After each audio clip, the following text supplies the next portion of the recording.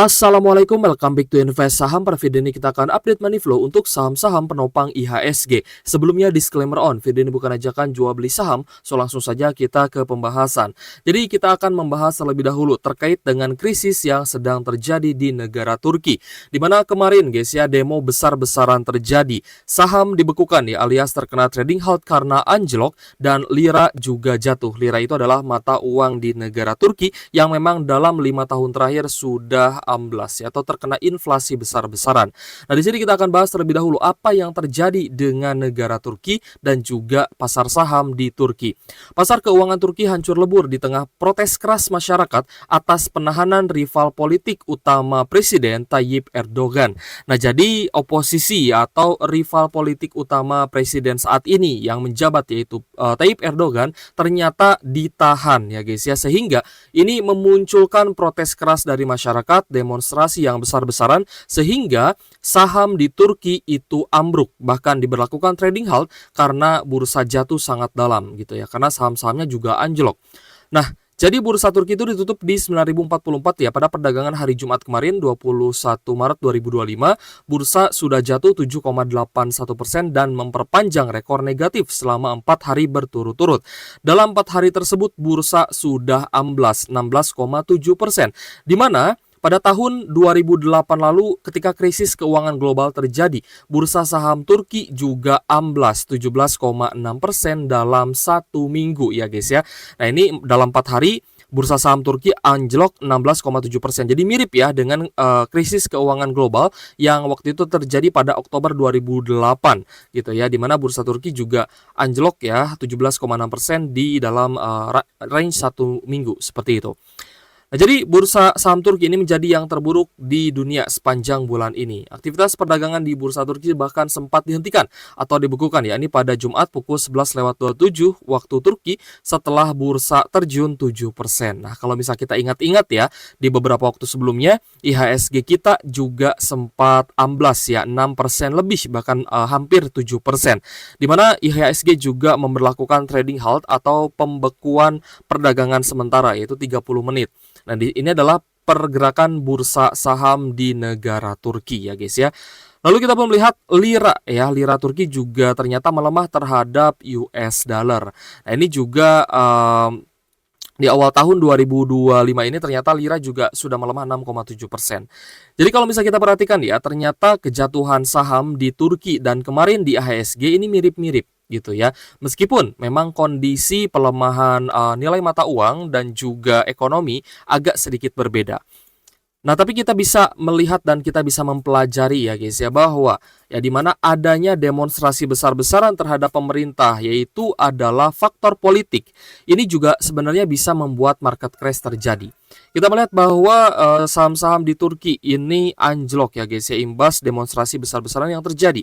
Ya, seperti di sektor finance ini juga amblas ya guys ya, di sektor perbankan dan juga investasi kita lihat ya, rata-rata perusahaan di Turki ya sahamnya anjlok gitu ya, sekitar 9,9 sampai 10%-an.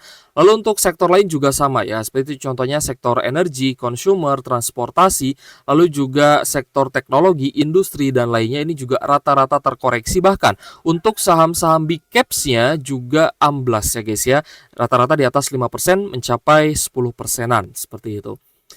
Nah, lalu jika kita lihat juga pelemahan yang terjadi terkait dengan mata uang Turki yaitu lira ya terhadap US dollar dalam 5 tahun terakhir juga cukup mencengangkan ya, karena memang inflasi di Turki itu sangat-sangat tinggi. Nah, teman-teman perhatikan ya, sejak pandemi COVID-19 ya, pemulihan pandemi setelah tahun 2020 yaitu 2021, ternyata mata uang lira ini terus mengalami inflasi besar-besaran hingga melemah 488% ya ke level 37,9 lira gitu ya. Dari yang tadinya berada di sekitar 7,6 lira terus melemah sampai 37,9 lira. Tentu saja ini bukan rekor yang baik ya guys ya untuk negara Turki. Dan kita pun berharap ini tidak akan terjadi terhadap Indonesia. Oke guys, kita akan bahas ya apa yang terjadi di negara kita Indonesia, di mana Indonesia juga sedang terjadi aksi demo. Tapi ini aksi demonya memang tidak terlalu besar ya guys ya, yaitu adalah dari lapisan mahasiswa. Jadi para mahasiswa di berbagai daerah di Indonesia, terutama di wilayah Jabodetabek dan juga Yogyakarta, ini mereka sudah ya ataupun kemarin melakukan aksi demonstrasi terkait dengan Undang-Undang TNI yang dikhawatirkan akan menjadi dui fungsi ABRI kembali ya. Seperti yang terjadi di zaman Soeharto dulu dan sempat dibubarkan ketika zaman Presiden Gus Dur gitu ya. Karena begini guys ya, apa yang menjadi kekhawatiran masyarakat itu juga menjadi kekhawatiran kita bersama.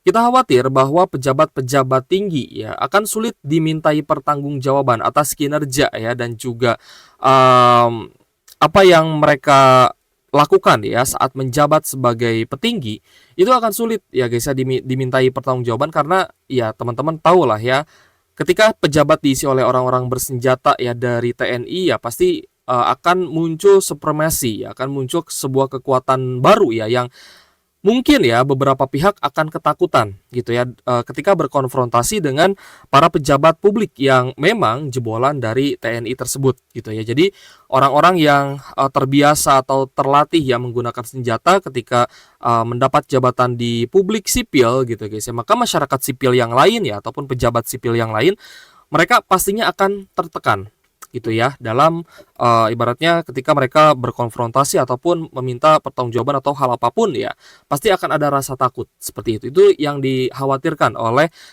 para mahasiswa, oleh para pengamat ekonomi, politik dan lainnya gitu ya.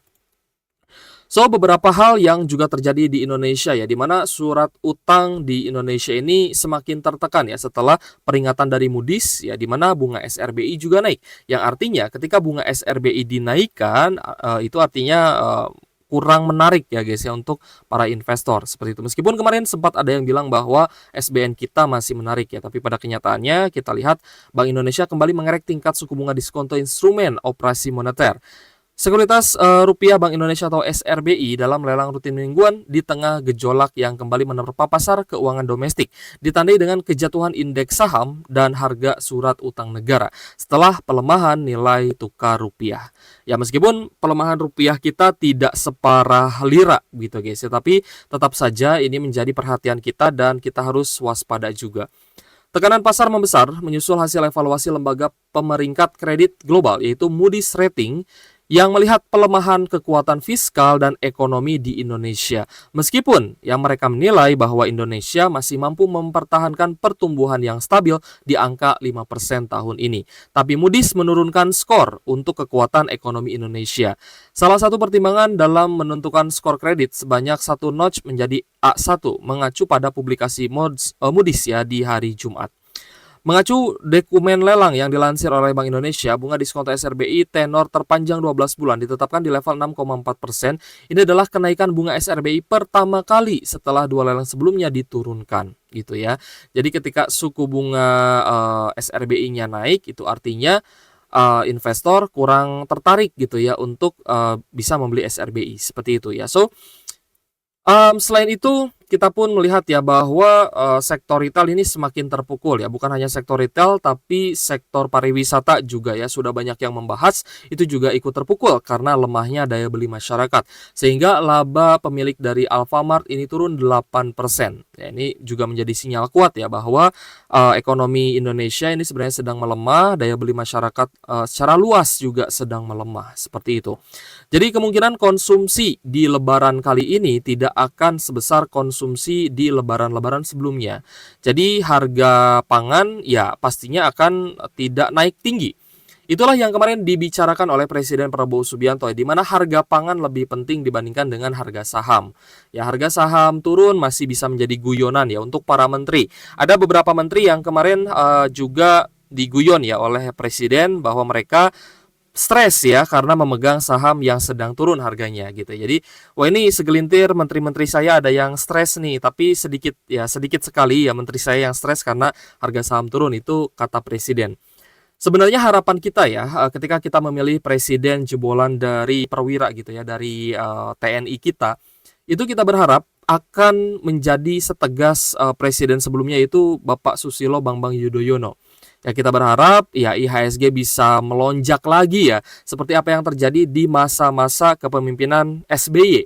Ya kita ingat sekali ya waktu itu di zamannya Pak SBY saham naik tinggi gitu ya, ekonomi stabil, ya bensin juga tidak ada kasus-kasus ya. Jarang sekali guys kasus-kasus korupsi di zaman Pak SBY, meskipun ada ya, tapi itu jarang sekali gitu ya. Jadi ya tadinya ya kita berharap bahwa Presiden Prabowo Subianto ini bisa menjadi salah satu penyelamat ya gitu ya, savior ya untuk IHSG dan juga bursa saham di Indonesia ya. Tapi kita lihat ke depannya akan seperti apa. Tetap kita berdoa yang baik-baik ya.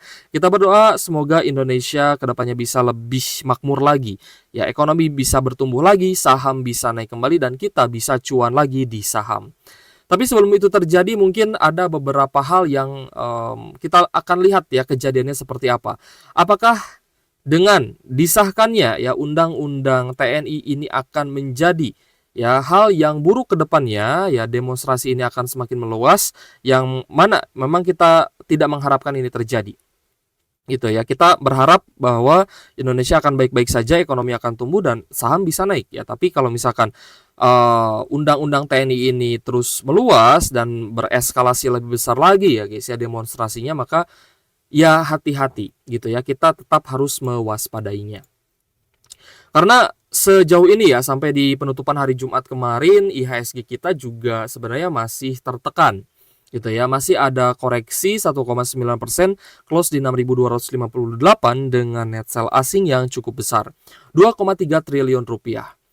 Nah, pernyataan ya dari Moody's rating tadi ini juga sebenarnya melanjutkan ya apa yang pernah disampaikan oleh analis asing terkait kekhawatiran mereka tentang IHSG ya, tentang bursa saham Indonesia. Mereka khawatir bahwa defisit fiskal Indonesia itu lebih besar lagi membengkak gitu ya dibandingkan dengan apa yang disampaikan pemerintah saat ini. Lalu investor asing juga khawatir ya bahwa rupiah akan semakin melemah gitu ya. Maka kemarin investor asing itu net sell. Mereka jualan lagi besar-besaran 2,3 triliun. Jadi kalau misalkan ada ya orang yang bilang ekonomi Indonesia baik-baik saja, lalu ada yang bilang juga bahwa faktornya ABCD, saya kurang kurang yakin gitu ya. Kenapa sih hal-hal sekecil ini tidak diungkap sebetul-betulnya gitu ya? Maksudnya kalau misalkan memang ada kekhawatiran dari investor asing ya ungkap saja di publik gitu ya, lalu ditanggulangi bersama, lalu diselesaikan bersama, dicari solusinya bersama oleh pemerintah kita, oleh presiden kita.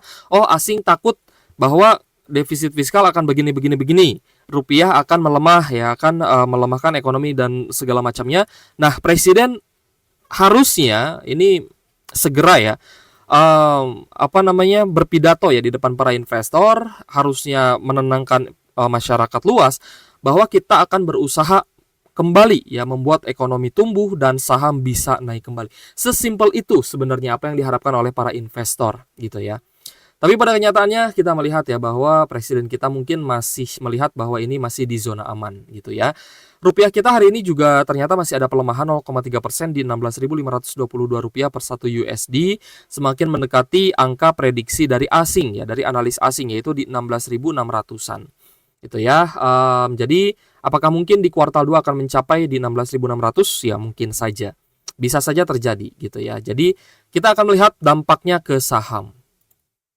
Jadi saham-saham penopang IHSG itu bukan hanya saham big banks gitu ya, tapi juga saham-saham seperti Brand, Tepia, Bayan Resources, Aman, DCII, DSSA dan lainnya.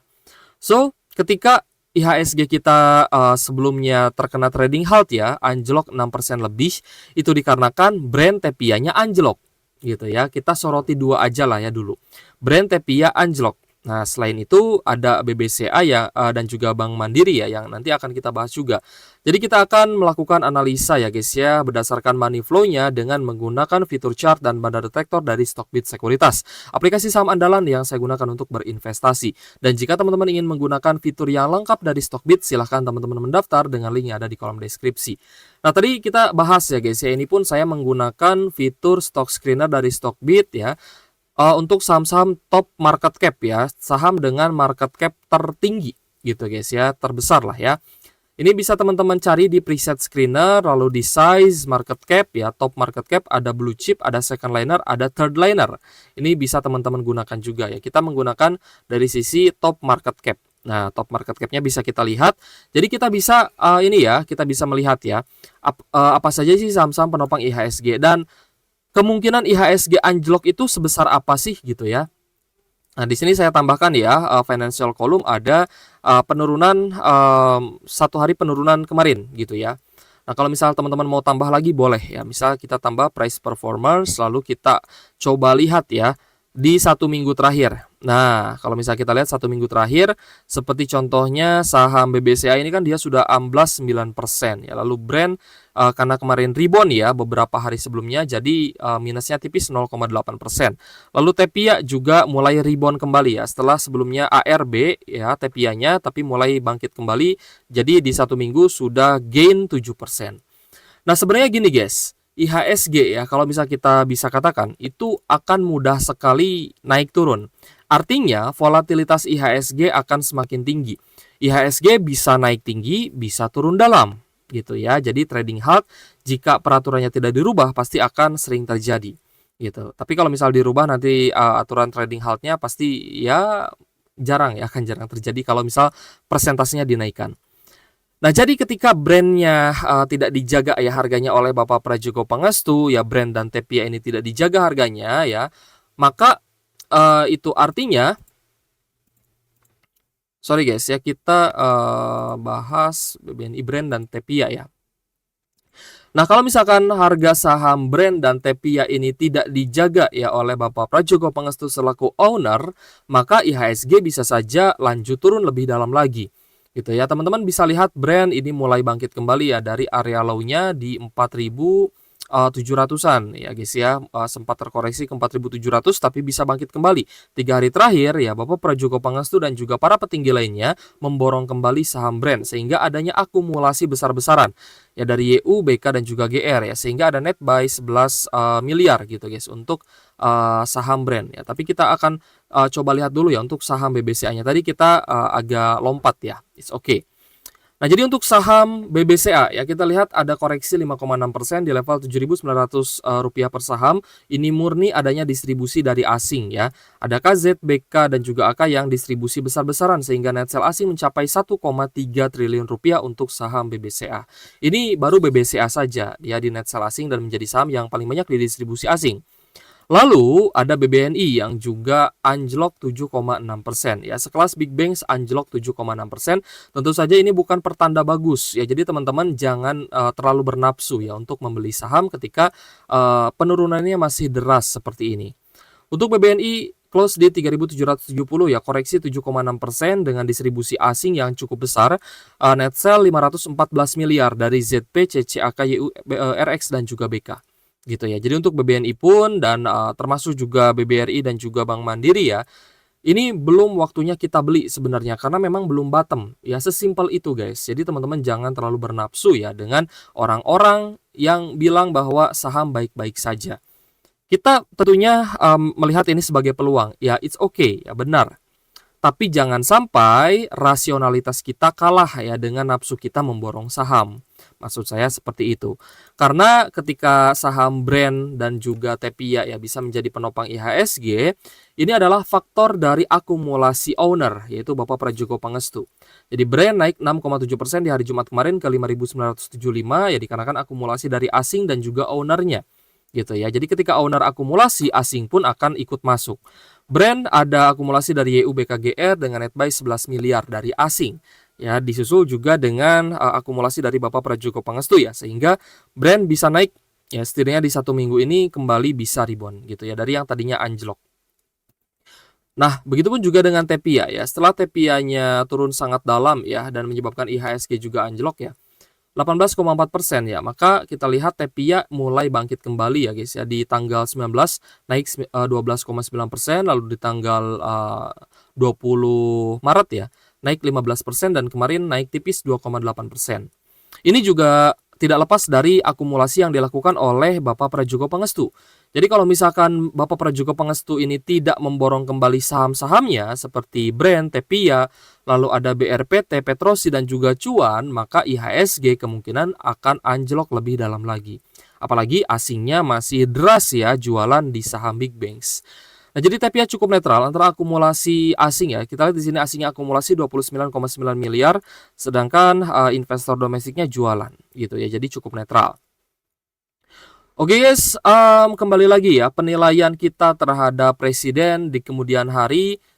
Kita berharap kedepannya akan semakin baik ya. Kita berharap presiden kedepannya akan peduli dengan bursa saham Indonesia, akan peduli lagi dengan perekonomian di Indonesia sehingga saham kita yang kita pegang, yang kita investasikan itu bisa naik kembali, bisa rebound kembali. Tapi kapan akan reboundnya itu saya rasa masih cukup lama ya, karena ini pun belum mencapai bottom, ini pun belum terjadi ya dampak ya dari kisruh politik yang sedang terjadi saat ini gitu ya. Ini kita anggap sebagai kisruh politik ya, ini kita anggap sebagai sentimen negatif tapi dari sisi politiknya gitu ya, bukan dari sisi ekonominya. Dari sisi ekonomi jelas ya sudah banyak yang terjadi, defisit anggaran APBN ya guys, lalu juga defisit penerimaan pajak ya, itu juga menjadi salah satu hal yang negatif ya untuk ekonomi gitu ya, untuk bursa saham maksud saya, dari faktor ekonominya. Daya beli masyarakat turun, banyaknya PHK juga menjadi faktor-faktor yang harus segera dibenarkan ya, atau dibenahi maksud saya oleh pemerintah saat ini, oleh Presiden Prabowo Subianto. Jadi harapan kita besar sekali untuk presiden yang sedang menjabat saat ini, Presiden Prabowo Subianto. Semoga saja ke depannya bisa lebih peduli lagi ya terhadap para investor, terhadap bursa saham, terhadap kepercayaan publik dan kepercayaan investor asing. Karena banyak yang menilai bahwa ini adalah krisis kepercayaan, trust issue terhadap pemerintah saat ini. Jadi kita berharap ya lagi-lagi ya seorang presiden semoga bisa lebih peduli lagi terhadap kepercayaan masyarakat, kepercayaan publik, kepercayaan investor lokal dan investor asing. Ya untuk kedepannya ya semoga kita bisa melihat saham rebound kembali. Oke guys, terima kasih sudah menonton, dan untuk teman-teman yang ingin menggunakan fitur-fitur lengkap dari Stockbit, silahkan teman-teman mendaftar dengan link yang ada di kolom deskripsi. Oke guys, thank you for watching, see you on the next video. Wassalamualaikum warahmatullahi wabarakatuh.